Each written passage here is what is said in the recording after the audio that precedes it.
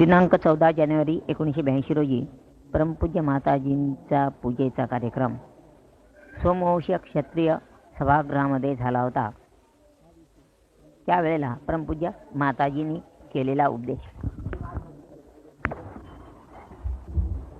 आळवण्यासाठी मनुष्याने खूप शकली शोधून काढलेल्या आहेत. असं म्हणतात की 24 तऱ्हेने तुम्ही परमेश्वराला बोलावू शकता. पैकी सगळ्यात मोठी म्हणजे आई, कारण त्यात सगळं आलं.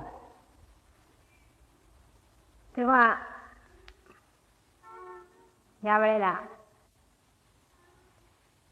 आईला बोलवायला थोडंसं रडायला पाहिजे. झालं, त्याच्यावर काही लागत नाही. थोडंसं मूल रडू लागलं की आई धावत येणारच. आता सांगायचं म्हणजे असं की मला पुणेकरांची आठवण झाली. एकदा पुणेकरांनी लिहिलं की माताजी तुम्ही सगळ्यांना पत्र लिहिता, फक्त आम्हाला लिहित नाही. मी म्हटलं ज्यांना लिहायची गरज आहे त्यांना लिहित असते, तुम्हाला अजून एवढी गरज नाही आहे. मुंबईला सहयोग सुरू झाला, इथेच वाढवला गेला. इथले सहयोगी फार गहन आहे. इथे जरी 2 दिवस राहिलो तरी गहनतेच जातात. एक घागर आहे, फार गहन आहे. समजा पुष्कळ जागा आहे त्याच्यात. एकदाच भरली, एकाच वेळेला भरली तर पुष्कळ पाणी घरात येऊ शकतं की नाही. पण समजा जिथे गहनता नाही तिथे थोडंसं ठोकावं लागतं. इथे विहीर एकदा खणून झाली व्यवस्थित खोलवर, त्यात पाणी आलं, मग दुसऱ्या विहिरींकडे लक्ष द्यावं लागतं. किती वर्ष घालवली मुंबईला, किती वेळ घालवला, किती मेहनत केली, किती प्रेम दिलं आणि घेतलं, त्याचा आढावा घ्यावा. तेव्हा माणसाची बुद्धी उलटी चालत असते कधी कधी, आणि त्या दृष्टीने असा विचार येतो. खरोखर म्हणजे मुंबईला आता माझी काय गरज राहिली असं मला वाटत नाही इथे. कारण तुम्ही लोक आता पुष्कळच विद्वान झालात सहयोगात आणि हुशार झालात. हातही तुमचे मोकळे झाले आणि त्यातनं व्हायब्रेशन्स वगैरे व्यवस्थित वाहू लागले.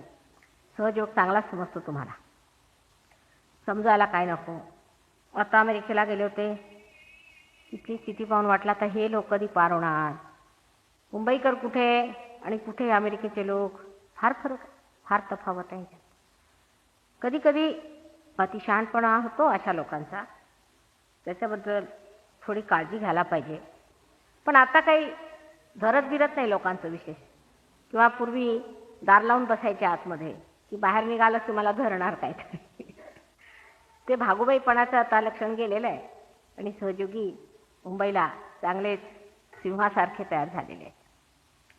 तेव्हा जसा जसा मुलगा मोठा होतो तशी तशी आई त्याच्यावर पुष्कळ बोजा सोडते. इतकंच नव्हे तर जी मंडळी लहान आहेत त्यांच्याकडे लक्ष देतात. जगामध्ये आज सहयोग सगळीकडे पसरलाच पाहिजे. ही महत्वाकांक्षा नव्हे. कुणाकुणाला असं वाटतं की फार मोठी महत्वाकांक्षा आहे, हे घडणार, हे होणार, हे झालंच पाहिजे, ह्याच्याबद्दल लिहिलेलं आहे, हे सगळं होणारच आहे. ते असं असं व्यवस्थित कसं होणार. मुंबईला कितपर्यंत राहायचं ते सगळं विधीचं पूर्वीच लिहिलेलं आहे सगळं काही. आज किती वाजता पूजा व्हायची ते सगळं लिहिलेलंच आहे. आज जाऊन तुम्ही बघा. आता माझ्याकडे पंचांग नाही, पण तुम्ही लोक जेव्हा ठरवता पूजा तेव्हा असं असतं सरळ, माताजी पूजा 5 वाजता तयार होणे, हाजीर होणे, की आम्ही आम्ही पोचलो. देवादिकांच्या सगळ्यांना आव्हानं लागतात. त्यांची मर्जी सांभाळून त्यांना बोलावं लागतं. आले तर बरं, नाही आले तर त्यांची मर्जी. आईचं वेगळं आहे. कुणाला तू म्हणा या पूजेला बसा, की आले बसले ते काही भटजी नाहीत पैसे देऊन कामं करायला. त्या पूजेलाही फार मानपान, फार मानपान. त्या मानपानाला जपून सगळं काही समजावून मग त्यांना आवाहनं करावी लागतात. ते आवाहनं झाल्यावरतीच पूजा जमते. प्रत्येकाचा ग्रह दशा त्यावेळेला सगळं काही व्यवस्थित असायला पाहिजे. शुभ घडी यायला पाहिजे. ती शुभ घडी येईल त्याच वेळेला ते कार्य घडतं. माझं तर एक क्षण सुद्धा त्याच्याशिवाय जात नाही. जे काही कार्य घडतं ते शुभ घडीला घडतं, हे तुम्ही लक्षात ठेवा. त्यात फक्त तुम्ही आपली बुद्धी जर चालवली तर तुमच्या ते लक्षात येणार नाही. आता सहयोगामध्ये व्हायब्रेशन्स आले ते काही बुद्धीने आले आहेत का आपल्याला? किंवा कोणते कार्य झालं ते बुद्धीने आलंय का, तेव्हा बुद्धीच्या पातळीवर आपण सहयोग जमवला नाही पाहिजे, प्रेमाच्या पातळीवर जमवायचं. आता द्रौपदीची गोष्ट सांगितली, तिने साखर घातलं कृष्णाला, त्या कृष्णाने सांगितलं तू माझी आठवण नाही काढली. अशातली गोष्ट एक आहे. पण दुसरी गोष्ट अशी आहे की संबंध नाटक जमलं पाहिजे. समजा जर कृष्ण आधीच तिथे येऊन उभे झाले असते तर काय नाटक जमलं नसतं इतकं सुंदर. काय हो, आहे की नाही गोष्ट. संबंध नाटक जमल्यावर जेव्हा तिची सगळी साडी उतरवण्यात येणार त्यावेळेला पोचले, हे त्यांचं म्हणजे नाट्य कौशल्य. प्रत्येक घटनेला एक त्याची शिखरावस्था असते. त्या शिखरावस्थेला जेव्हा ते पोचतो तेव्हाच घटना घडली पाहिजे, नाही तर अर्धवटासारखं व्हायचं. हे सगळं नाटक जे काही परमेश्वर असतो त्याला फार अर्थ आहे आणि गहन अर्थ आहे. आता तुम्ही सगळे गहनतेत उतरा. ही गोष्ट बरोबर होती जेव्हा सहयोग सुरुवातीला इथे लहान मुलासारखा दूर धावत होता, त्या पुष्कळ सांगावं लागायचं, बारीक बारीक बघावं लागायचं. इकडे नको जाऊ रे, तिकडे हात लावू नको रे, ह्याला नको शिवू रे, तिकडे शॉक लागेल, हे ते सगळं चालत असेल. आता तुम्हाला स्वतः सगळं समजू लागलेलं आहे. आता तुम्ही चौफेर उधळून टाकायचं. सहयोग आता पसरला पाहिजे. आता मुंबईकर नाही राहिले, मुंबईकर पसरले पाहिजे, सगळीकडे पसरले पाहिजे. आणि जोपर्यंत तसं होणार नाही तोपर्यंत हे वाण कोण पुरं करणार आहे? हे कोणाच्या हातून होणार आहे? हे तुम्ही एक विशेष लोक आहात आणि तुमच्याच हातून ही घटना होणार आहे. तुम्हीच हे वाण सर्व संसारात पोहोचवणार. सहयोगावर परवा दिल्लीला भाषण झालं. दिल्लीला काम खूप जोरात सुरू झालं. प्रत्येक सेंटरवर 200-300 माणसं आहेत. प्रत्येक सेंटर खूप जोरात काम सुरू केलेलं आहे. आणि मी त्यांना विचारलं की का हो आत्तापर्यंत हे काम का नाही जमत होतं? ते म्हणे माताजी एकदमच हे कसं काय झालं समजत नाही, पण एकदम ह्याला उधाण आल्यासारखं वाटतंय आणि त्या उधाणामध्ये हे कार्य इतक्या जोरात पसरत आहे. सहयोग ही जिवंत प्रक्रिया आहे आणि ती जिवंत प्रक्रिया हळूहळू कार्य करत असते आणि एकदमच फोफावून पुढे येते. तेव्हा आपण कार्य करत राहिलं पाहिजे, आपली गहनता वाढवली पाहिजे, परमेश्वराचे आशीर्वाद मिळवले पाहिजेत आणि त्याचे जे काही व्हायचं आहे पुढचं जे काही त्याची फळं यायचे ती तुम्हाला दिसतील. तेव्हा ह्या सर्व लहान मुलांच्या गोष्टी फार मजेदार आहेत, गोड आहेत, पण तसं काय नाही. तुमच्यावर माझं किती प्रेम आहे त्याचं एक उदाहरण म्हणजे संबंध सहयोग. जर त्याची तुम्ही जर इतिहास काढला तर सगळ्यात जास्त मी ह्या मुंबई शहरात घालवला. इतकंच नव्हे पण ह्या पृथ्वीने सुद्धा महाकाली, महालक्ष्मी, महासरस्वतीचं देऊळ इथेच बनवलेलं आहे. तेव्हा कितीतरी तऱ्हेने सर्वच दृष्टीने मुंबईवर फार मेहनत झालेली आहे. तेव्हा आता त्या मेहनतीची फळं आम्हाला दिसू देऊ आणि त्याचा एक आनंद आम्हाला मिळाला पाहिजे अशीच तुम्ही आता प्रार्थना करा. आणि त्यांनी सगळ्यांना हे पटवून द्या की खरोखर माताजींनी जी मेहनत केलेली आहे, जो पाया घातलेला आहे मजबूत, त्याच्यावर आता मी इमारती उभ्या करतो. आता आजच्या विषयावर मी फक्त एक बोलणार आहे, कारण त्यांच्या दिल्लीला मी शांतीवरती बोलले की मनुष्याला शांत असायला पाहिजे. चित्त हे शांत असलं पाहिजे.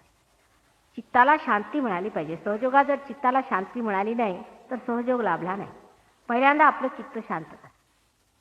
चित्त हे शांत झालं पाहिजे आणि चित्त शांत करायला फक्त एकच सरळ साधा मार्ग आहे आणि तो म्हणजे मंत्र आहे की त्वमेव साक्षात शांती. एक साधा सरळ मार्ग आहे. तुम्ही जेव्हाही कोणत्याही अशा वातावरणात येता जिथे तुम्हाला एकदम घाबरायला होतं किंवा तुम्ही फ्रँटिक होता, त्यावेळेला फक्त शांती धरा. त्या शांतीचा संबंध आशीर्वाद मिळणार आहे. हे मी दिल्लीला सांगितलं.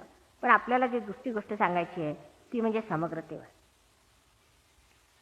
आपण हे जाणून असलं पाहिजे की सहयोग हे एका व्यक्तीकडून होणार नाही. एक व्यक्ती वाढून कधीही सहयोग होणार नाही. सगळ्यांनीच वाढलं पाहिजे. जर कुणी फार वर गेला तर त्याला मी खेचूनच काढला. कारण सहयोगामध्ये कोणताही एक अवयव वाढू शकत नाही. म्हणजे तुम्हीच विचार करा की एखादं जर नाकच वाढू लागलं किंवा डोळेच वाढू लागले तर ह्या शरीराचं काय होईल? तेव्हा सर्व वस्तू आपापसामध्ये पारस्परिक संबंधात बघूनच वाढवल्या पाहिजे. ही पहिली गोष्ट लक्षात ठेवली पाहिजे की परस्पर आपला संबंध काय आहे. हा सहयोगी आहे, मी सहयोगी आहे. हा कुठे राहिला, मी कुठे राहिलो. आमचा परस्पर संबंध काय आणि त्या परस्पर संबंधामध्ये आम्ही किती जवळ येतो आणि किती कार्यशील होतो हे पाहिलं पाहिजे. पहिली गोष्ट ही. दुसरी गोष्ट समग्र. शब्द समग्र बघा किती सुंदर आहे. समग्र. पहिल्यांदा अग्र असायला पाहिजे. अग्रच नसलं तर त्याच्यात काय दोरा घालणार, सूत्र घालायचं तर कुठे घालणार. पहिल्यांदा अग्रावर यायला पाहिजे, अग्र पाहिजे. जर सहयोगामध्ये अग्र नसला, अग्र काय आहे त्याचा, अग्र म्हणजे त्याचं हृदय. त्याचं हृदय हेच त्याचं अग्र आहे आणि त्याच्यामध्ये जी जागा आहे, जी पोकळी आहे, तेच आत्म्याचं स्वरूप आहे. तिथे काहीही नाही असं जे ते आत्म्याचं. जे काही तुम्ही बुद्धीने जाणलं, इतर ज्ञानाने जाणलं, ते आत्म्याचं स्वरूप नव्हे. त्याशिवाय जे आहे ते आत्म्याचं स्वरूप आहे. त्या आत्म्याच्या स्वरूपाला आम्ही भेदून काढलेला आहे कुंडलिनी. सगळ्यांच्या आत्म्याच्या स्वरूपाला भेदणारी ही कुंडलिनी सर्वस्वरूपी आहे. आत्म्याचं स्वरूपच मुळी कलेक्टिव्ह आहे. आत्म्याचं स्वरूपच मुळी सार्वजनिक आहे. तो एकटा राहूच शकत नाही. त्याच्या स्वरूपात जो उतरला तो सार्वजनिक आहे. जो मनुष्य अलिप्त राहून स्वतःला काही विषय समजतो तो सहयोगी नाही. परमेश्वराच्या साम्राज्यात त्याला रस्ता नाही. तो असेल इथे मोठा काहीतरी झाला तरी आपल्याला त्याचं काही करणं धरणं नाही. परमेश्वराच्या साम्राज्यात जो मनुष्य सार्वजनिक आहे तो सहयोगी आहे. ही पहिली गोष्ट. आता समग्र म्हणजे तुमचं अग्र इतके आहेत, त्या अग्रातनं एकच कुंडलिनी म्हणजे आधी कुंडलिनी पास होते, ही जात आहे. ही समग्रता आपल्यात गाठली पाहिजे. आता का गाठता येत नाही? जेव्हा आपण समग्र नसतो तेव्हा ते सगळे ऑराज बिराज दिसायला लागतात. ही सगळी भूतबीत दिसू लागतात. हे सगळे निगेटिव्हिटीचे विचार येऊ लागतात. सर्व तऱ्हेचे हे त्रास माणसाला सुरू होतात. शरीर खराब होतं. जर इंटिग्रेटेड झाला, जर समग्र झाला तर काहीही त्रास होतो. तर कसं करायचं? आपल्या सहयोगामध्ये सगळी गोष्ट अगदी प्रॅक्टिकल आहे आणि फार लांबलचक नाही, अगदी सोपं. हे कनेक्शन इकडून तिकडे लावलं की झालं, ते कनेक्शन तिकडून तिकडे लावायचं, असा सहयोग आहे. अगदी सरळ, प्रॅक्टिकल. तर तुम्ही स्वतःबद्दल विचार करायचा. माझं कोणतं चक्र धरताय? हृदय धरताय ना, आणि दुसरं नाभी. म्हणजे मला पैशाची चिंता फार आहे आणि लक्ष माझं आपल्या आत्म्याकडे नाही. आता ह्या दोनांचा कसा मेळ घालायचा? पोटाची चिंता, पैशाची चिंता आणि परमेश्वर जो आपल्यामध्ये आत्मा स्वरूप आहे, ह्यांचा मेळ कसा घालायचा? सहयोगामध्ये. फार सोपं काम आहे. मंत्रामध्ये दोन्ही देवतांची नावं घालून जर तुम्ही म्हटले, समजा अशा परिस्थितीत तुम्ही जर विष्णू शिव असं म्हटलं किंवा शिव विष्णू असं म्हटलं किंवा आत्मा विष्णू विष्णू आत्मा असं म्हटलं तर होणार. तो संबंध घटित होणार. म्हटल्याबरोबर हे तुमच्या तोंडामध्ये जी जीभ दिसते आहे ती साक्षात सरस्वती बसलेली, त्याच्यात जागृत झालेली आहे. ते म्हटल्याबरोबर समग्रता आपल्यामध्ये आली. तुम्ही झाले त्या बाबतीत समग्र. आता दोन माणसाची भांडणं आहेत समजा, तर दोन सहयोगांची भांडणं असूच शकत नाही. म्हणजे शक्यच नाही, प्रश्नच उठत नाही. कोणी तुम्ही दुसऱ्याविषयी काही विचार करून ठेवा, ते तुम्ही बुद्धीच्या पातळीवर केलेला, पण सहयोगामध्ये असू शकत नाही. अहो हे बोट ह्या बोटाची जर भांडत राहिलं तर कामं कशी होणार? म्हणजे विचार करा, तुम्ही कधी भांडतं का? म्हणजे माणसाची भांडत नाही तर परमेश्वराची बोटं कशी भांडतील? तुम्ही आता परमेश्वराची बोटं झाला.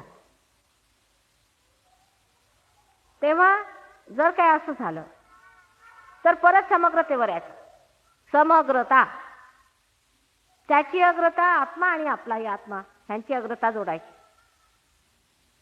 पहिल्यांदा परमेश्वर हा क्षमाशील आहे. इतकंच नव्हे, क्षमेचा सागर आहे म्हणून तुम्ही क्षमाशील व्हा. आणि स्वतःला एक क्षमा करा, दुसऱ्याला क्षमा करा. एकाच पातळीवर धरायचं. तो आणि मी फरक नाही, आम्ही दोघं सहयोगी आहोत. जर त्याची चूक असली तर ती माझीच चूक आहे, कारण तो आणि मी एक होतो. किंवा माझी चूक असली तर ती त्याची चूक आहे. पण हे दुसऱ्या लोकांना लवकर पटेल. पहिलं नाही पटायचं. मग कसं करायचं ते सुद्धा. जर समजा राम आणि श्याम ह्याच्यामध्ये भांडण आहे, तर आपल्याजवळ शब्द आहेत, राम आणि श्याम एकता स्वरूप माताजी. झालं, संपली भांडणं तुमची. भांडून बघा, भांडूच शकणार नाही. आपण का भांडतो? समग्रतेत प्रश्न का उभा राहतो? आपल्या कलेक्टिव्हिटीमध्ये आपल्याला शंका का येतात? का येतात? कारण अजून आपलं जे मागचं चिकटलेलं आहे, अंड फोडून जरी पक्षी झाले तरी अंड थोडं चिकटलेलं आहे, ते अजून चिकटलेलं आहे, त्याचा वास येऊन राहिला अजून अंगाला. ते झटकून टाकलं पाहिजे. आता तुम्ही सहयोगी झाला, तुम्ही परमेश्वराच्या साम्राज्यात शिरला. तितकंच हवे, आजच्या महायोगामधले जेवढे सहयोगी आहेत त्याच्या ब्रेनमध्ये बसलेले आहेत विराटाचे. आणि त्याच्यातले जर सेल्स भांडू लागले तर विराटाची काय दशा होणार आहे? हा प्रश्नच उभा नाही झाला पाहिजे. बरं, त्यातनं लभ्यांश काय तुम्हाला? आपण आपली सरळ गोष्ट करायची, प्रॅक्टिकलच घ्या. लभ्यांश काय? पहिलं म्हणजे माताजी रागवणार, ते सगळ्यात वाईट. तसं कधी झालं नाही पाहिजे. प्रसन्न ठेवायला पाहिजे. ही प्रचंड शक्ती आहे. इतकी प्रचंड शक्ती कधी नव्हती आणि कधी होणारही नाही. आणि अशा प्रचंड शक्तीला नेहमी प्रसन्न ठेवलं पाहिजे. जरा अशी आमची प्रसन्नता गेली तर तुम्ही राक्षसाच्या हवाली व्हाल. आणि मग तुमचे जे तुकडे तो करेल ते मलाही बघवणार नाही. म्हणून उगीच कशाला आमच्या छत्रछायेतनं जायचं. कुणी तुमच्यावर केलाही आघात समजा सहयोगाने, तरी त्याला म्हणायचं, बाबा रे काही हरकत नाही. म्हणूनच ख्रिस्ताने सांगितलं की एका थोबाडात दिली तर दुसरं थोबाड समोर करा. हे सहयोगांसाठी सांगितलेलं आहे.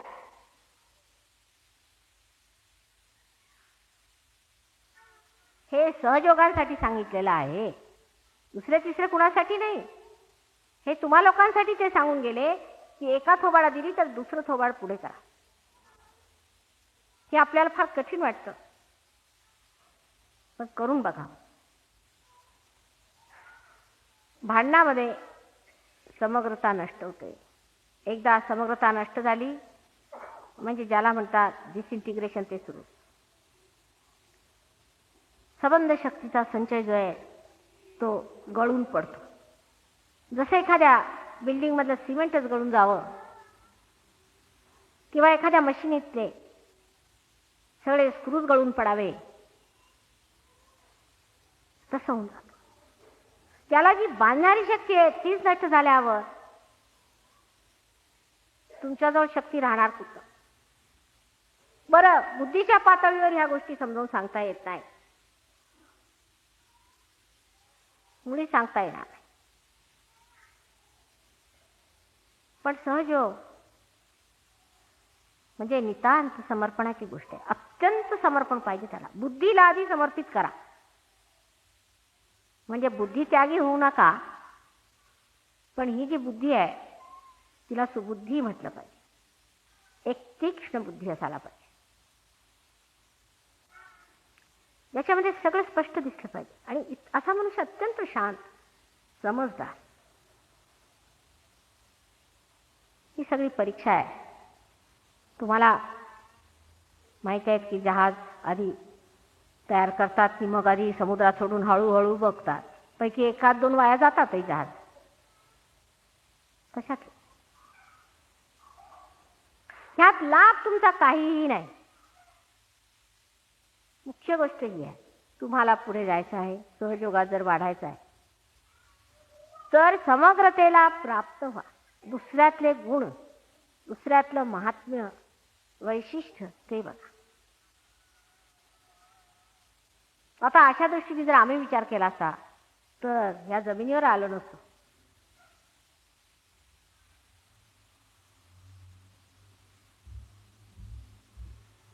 आणि हे कार्य मुंबईकरांना करायचं, कारण समुद्राच्या किनाऱ्यावर तुम्ही बसलेले आहात. जो संबंध जगातल्या किनाऱ्यांना आपल्यामध्ये सांभाळून आहे, ज्याच्या सर्व किनाऱ्यामध्ये एकच समुद्र समावलेला आहे, त्या समुद्राच्या किनाऱ्यावर तुम्ही बसले आहे आणि हे कार्य तुम्हाला करायचं आहे. हे मुंबईकरांचं कार्य आहे. त्यासाठी तुम्हाला एक आदर्श झाला. उद्या तुमच्याकडे पाहुणे येत आहेत बाहेर. इतके काही श्रीमंत लोक नाहीत, हजारो रुपये खर्च करून इथे स्वतःचे पदरचे पैसे खर्च करून येतात. कबूल, तुम्हाला ह्या योगभूमीनी पुष्कळ काय दिलंय, माताजींनी पुष्कळ मेहनत केली आहे, पण त्यांना देणं हे तुमचं कर्तव्यच नाही. पण जर दिलं नाही तर तुमचं सुटेल. वडिलोपार्जित आहे, ते द्यायलाच पाहिजे. काय द्या, त्यात शिष्टपणा नको, मोठेपणा नको, काय नाही, ते दिलंच पाहिजे. हे वडिलोपार्जित आहे, ते द्यावं लागणार तुम्हाला. आता मंडळी आल्यावर किती प्रेमाने तुम्ही वागवता.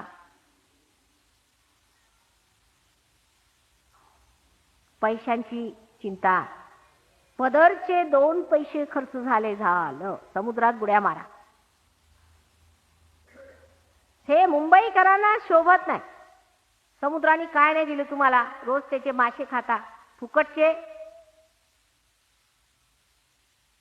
तो जर पाऊस नाही पाडणार तर इथे काही पिकं होणार नाही. सागरासारख्या एवढ्या उदात्त आणि उदार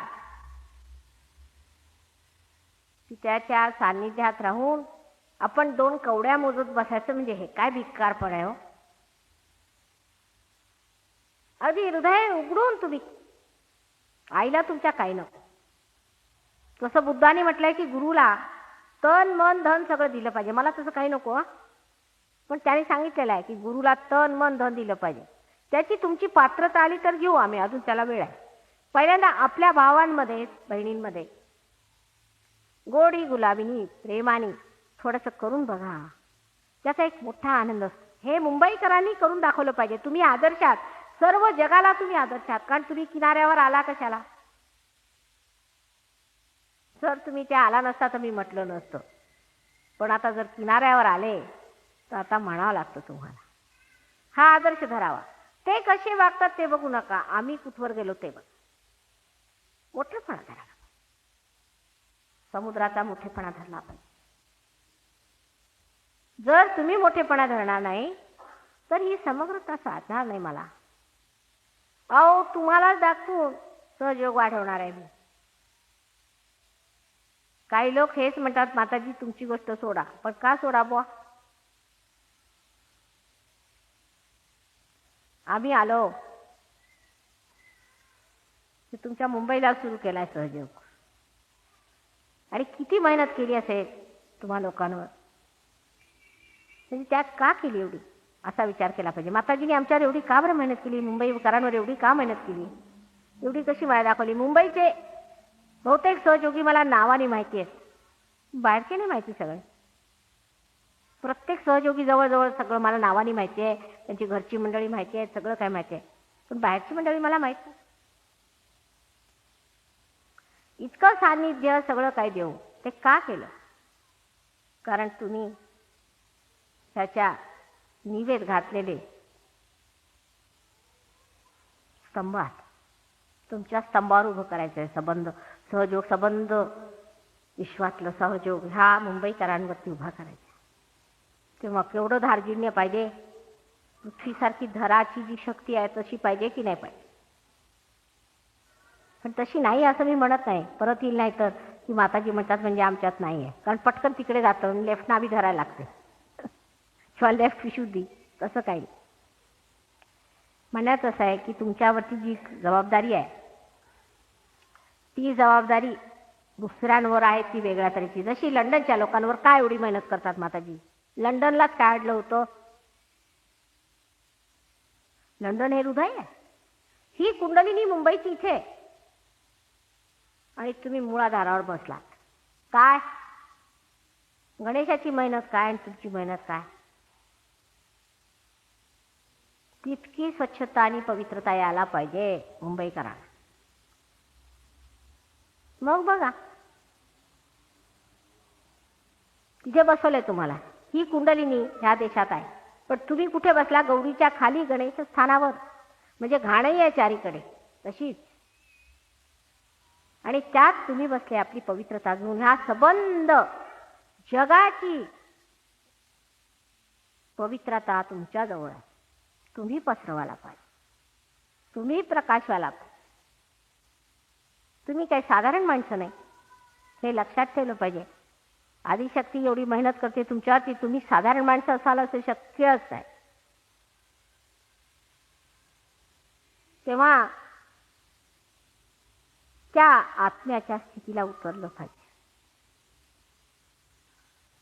जर ती स्थिती मुंबईला सुरू झाली तर लंडनला आम्ही बघून घेऊ. लंडन आम्ही काबीज करून घेतलाय. त्याला एक कारण फार मोठं आहे. इथे ब्लेक म्हणून एक फार मोठा द्रष्टा झाला. त्यांनी इथपर्यंत लिहून ठेवलेलं आहे की आम्ही घरं कुठे घेणार आणि कुठे राहणार.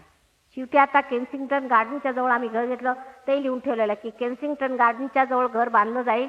तिथे सगळ्यांचे जेवढे परमेश्वरी लोक आहेत त्यांचे चिजलिंग होईल. तिथली जी जमीन आहे ती विश्वासाची बनवली जाईल. त्याचा जो छत आहे ते परमेश्वराचं प्रेम होईल. एक एक बारीक बारीक त्यांनी लिहून ठेवलाय. 100 वर्षापूर्वी या माणसाने केन्सिंग्टन गार्डन पर्यंत. आहे की नाही कमालीचा द्रष्टा? इतकं बारीक की मी आधी सुरुवातीला सरे हिल्स मध्ये राहत होती तर सांगितलं की पहिल्यांदा सरे हिल्स मध्ये light beacons will be lit and her sinews will vibrate. होय असे शब्द त्यांनी घालून लिहिलाय ब्लेकनी. म्हणजे लंडन काय असं तसं नाही आहे. लंडनकर जाणत नाहीत अजून, ते सुप्तावस्थेत असतात.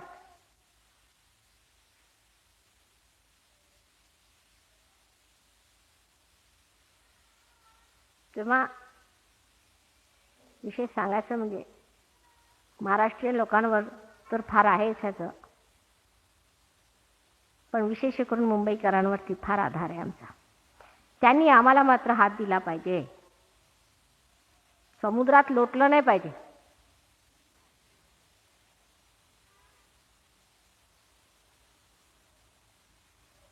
आणि त्यामुळे आम्ही जर आलो नाही तर त्याचा अर्थ असा कधीच घ्यायचा नाही की रागवले किंवा काय. काहीच नाही. तुमच्यावर फार आधार आहेत आमचे. आता तुमच्यावरच उभे आहोत, तेव्हा रागवायचं कसं गावं त्यांच्यावर ज्यांच्यावरती तुम्ही उभे आहात. त्यांच्या रागावून तुम्ही कुठे जाणार? आम्हाला तरी काय अर्थ आहे का तुमच्याशिवाय? आता पुष्कळच बदल होणार आहे बघा तुम्ही महाराष्ट्रात. महाराष्ट्रातच पहिल्यांदा घटना घडल्या. एक फटका बसला, सगळ्यांचे कान उभे झाले तिथं. पण कुणी म्हणेल की माताजी महाराष्ट्रातच कशाला? कारण इथेच आहे स्वच्छता.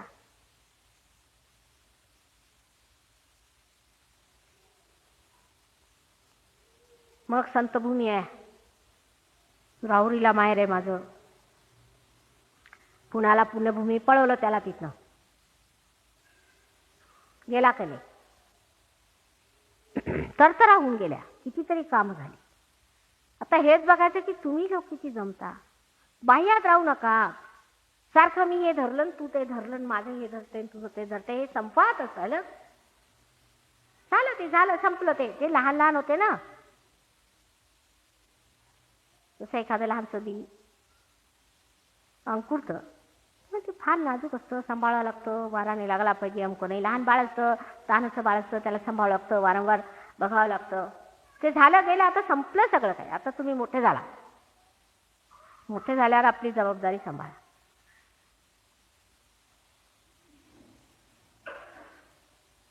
कर्मठ माणसं आहेत महाराष्ट्रात, प्रसिद्ध आहे. पण त्या कर्मठपणामुळे कधी कधी हट्ट फार होतो. हट्टीपणा. म्हणजे माताजींना आम्ही म्हटलं की तुम्ही या, तर आल्याच नाही. आज MP भेटल्या त्याही माझ्यावर जरा रागवल्या. म्हणजे आम्ही म्हटलं ना आल्या नाही म्हणजे काय? आम्ही म्हटलं ना, अहो आम्ही आदिशक्ती आहोत, काय सोपं काम नाही. ते कसं सांगायचं ना.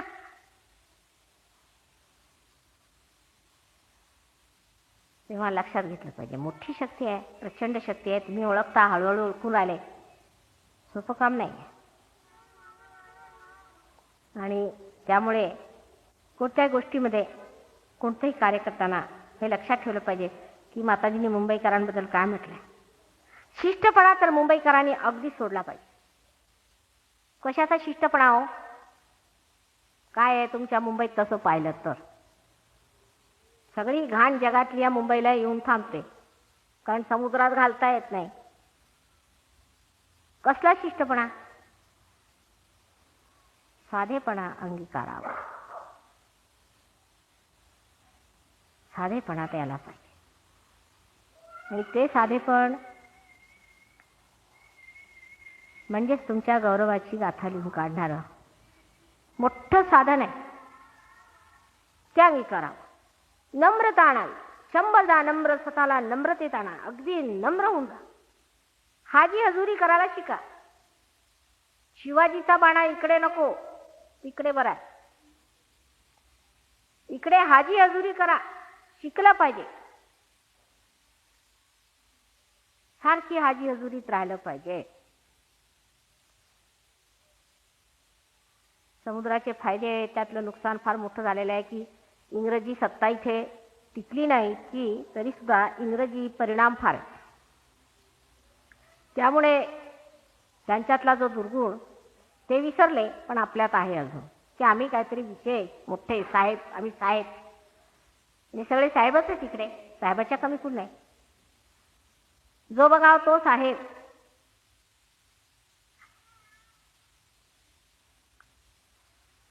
आता साहेबांनी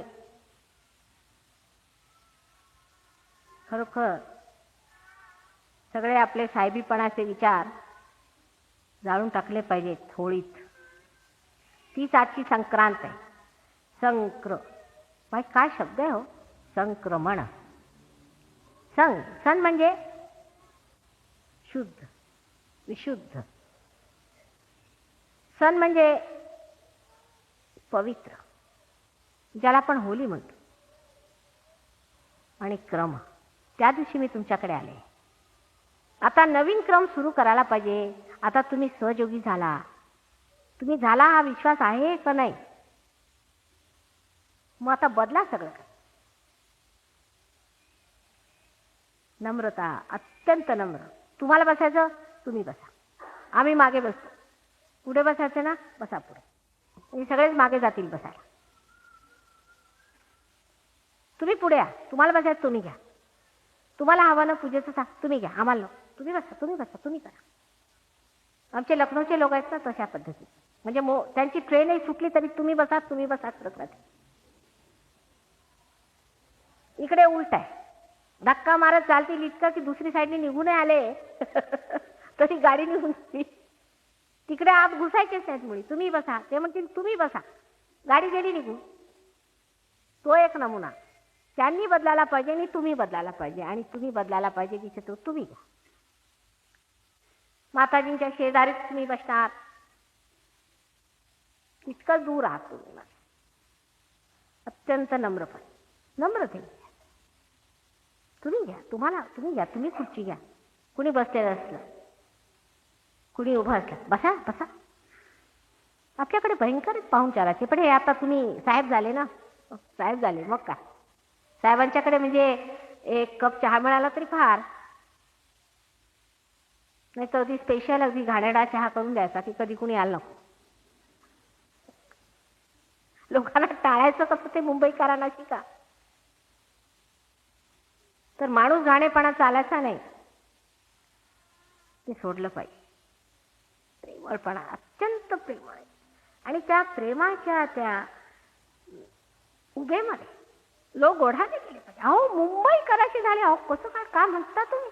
हो अहो मुंबईकर म्हणजे एखाद्या कंजूसड्या माणसाला जर म्हटलं की त्यांनी 10 रुपये खर्च केले, काय ते म्हणजे एक पेरू खाणार, त्यांनी हे करून दिलं. तसं मुंबईकर म्हणजे साहेब लोक. अहो ते काय खेडेगावात थोडी जाणार आहे साहेब लोक. हे साहेब लोक आता पायाने निघाले. परमेश्वराच्या कार्यासाठी. म्हणजे केवढी मोठी गोष्ट आहे. परमेश्वराचं कार्य करायचं आहे आणि परमेश्वराच्या कार्याला जे उद्धत लोक आहेत त्यांच्यामध्ये केवढी नम्रता पाहिजे, किती गोडवा पाहिजे. आणि आजचा दिवसच मुळी तो आहे. आणि त्याच दिवशी मी तुमच्याकडे आले आहे सांगायला की सगळ्यांशी गोड गोड बोला. सारखा विचार हा करायचा की आता मी काय गोड बोलू. आणि काही काही शब्द काढलेच पाहिजे. त्यातला एक पण, च नाहीच, करतच नाही च, हे अगदी मुंबईकरांचे खास शब्द आहेत. हे अगदी काढून तिकडे समुद्रात टाक. केलंच पाहिजे असं म्हणाय. करणारच झालंच पाहिजे. काय म्हणता तुम्ही, अहो काय म्हणाल ते, असं हिंदीमध्ये सर आखो.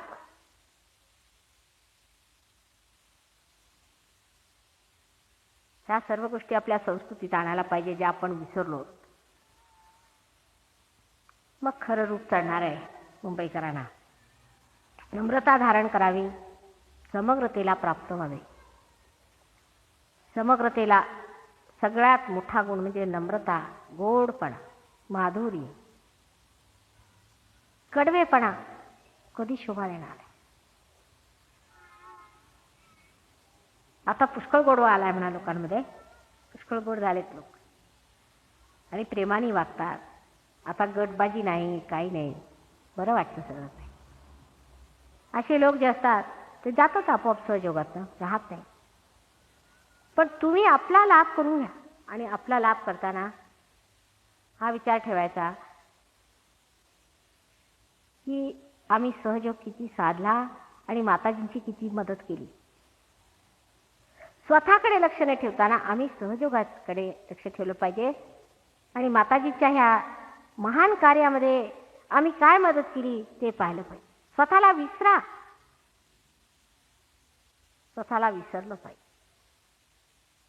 समुद्रामध्ये हा तुमचा थेंब मिसळू द्या, तुम्ही स्वतः समुद्र.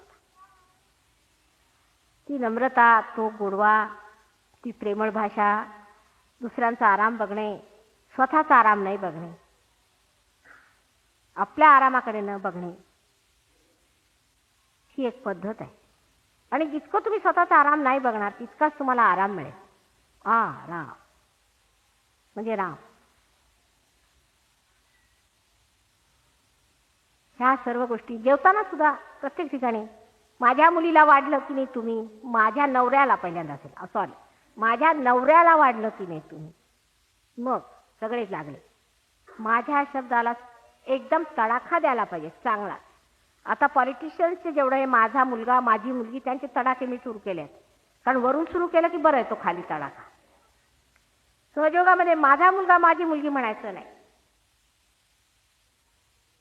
त्याला जेवायला वाढलं की नाही हे लहान लहान गोष्टीमध्ये दिसतं माणसं. हे सगळं होतं आपल्याकडे. ते जरी आपण घालवलेलं असलं तरी परत सहयोगाने जागृत होऊ शकतं. इतकंच नाही पण पल्लवित होऊ शकतं. इतकंच नव्हे तर पुष्पांनी भरून त्याचा सबंध सुगंध सगळ्या संसारात दरवळू शकतो. तुम्ही आता त्या किनाऱ्यावर उभे आहात जिथून सर्व जगामध्ये तुमचे संक्रमण होणार आहे. साऱ्या जगामध्ये तुम्ही त्या संक्रमणाचे चक्र फिरवणार आहात. मी जे सांगते ते कधीही खोटं होत नाही आणि ते घडून येतं. फक्त त्यामध्ये किती लोक शक्तिशाली होतील आणि किती लोक व्यर्थ जातील ते लक्ष ठेवा. कारण माताजी फार गोड आहेत, तशा चांगल्याही आहेत, तू कधी कधी रागवतात. तितकंच नाही आहे, इतकंच नाही आहे, ते फार मोठं आहे. फार मोठ्या चक्रातनं तुम्हाला घालायचं आहे मला. आणि त्या चक्रामधनं फार मोठे मोठे कार्य होणार आहे. जसं इंजिनचं चक्र फार महत्त्वाचं असतं तशी तुम्ही लोक त्या चक्रावर बसवले. तेव्हा आपले आपले स्क्रू चांगले पक्के करून घ्या. त्या चक्रामध्ये इकडे तिकडे गळू नका. आजच मी सांगून ठेवते मुंबईकरांना की त्या चक्रात मी तुम्हाला बसवणार आहे.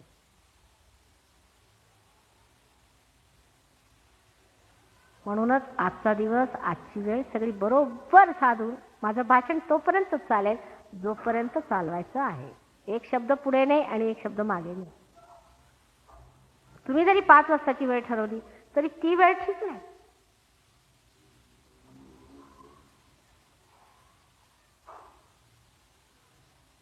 सगळी साधावी लागते वेळ. आपल्याला सहजोग असा वाटतो की आम्ही अशी कुंडलीने उचलली, झालं माताजी सगळं संपलं. अहो संबंध सृष्टीतले परमेश्वराचे अनुचर तुमच्या मागे पुढे उभे आहात, ते तुम्हाला दिसत नाही. काय असं होत होतं का पूर्वी? कुणाला विश्वास वाटेल का असा हात केला आणि कुंडलीने उचलू कुणी शकत होतं का? मग होतं कसा विचार केला पाहिजे. काहीतरी माताजींची शक्ती, त्याच्या मागे काहीतरी लोक असायला पाहिजे, काहीतरी झालं पाहिजे. अहो एवढं मोठं की कुंडलिनी म्हणजे तिचं हृदयासारखं स्पंदन होतं, ती वर येते, म्हणजे विचार करा काय मोठी गोष्ट. कधी कुंडलिनी उठतच नाही असे म्हणणारे लोक आहेत जगामध्ये, आणि ती तुमच्याशी बोटावर नाचते म्हणून लोकांना विश्वास नाही वाटत. म्हणजे किती मोठी शक्ती तुमच्या मागे उभी आहे. नुसते बोटांवर तुम्ही नाचू शकता. फक्त एवढं लक्षात ठेवा की त्या शक्तीचं लक्ष तुमच्याही कडे आहे आणि फार अपेक्षा आहेत तुमच्यापासून, कारण आम्ही हिरेच शोधून काढलेले आहेत म्हणून.